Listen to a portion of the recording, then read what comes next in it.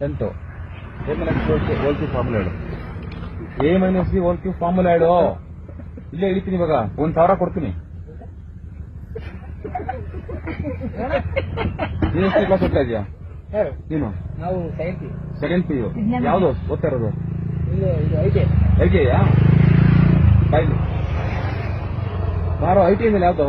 Fitter turner fitter lathe expansion ಹೇಳು.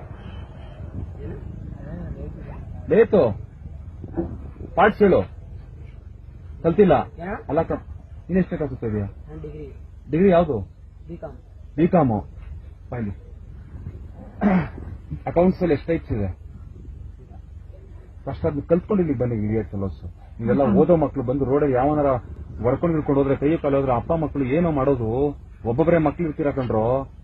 ಎಲ್ಲಾದ್ರೂ ಒಂದ್ ಕೆಲಸ ಮಾಡಿ ದುಡ್ಡೇನ ಇದ್ ಮಾಡೋದಾದ್ರೆ ಅಂಗಡಿಗಳ ಹತ್ರ ಹೋಗ್ಬಿಟ್ಟು ಒಂದೊಂದು ₹100 ₹200 ದುಡ್ಡು ಇಸ್ಕೊಳ್ಳಿ.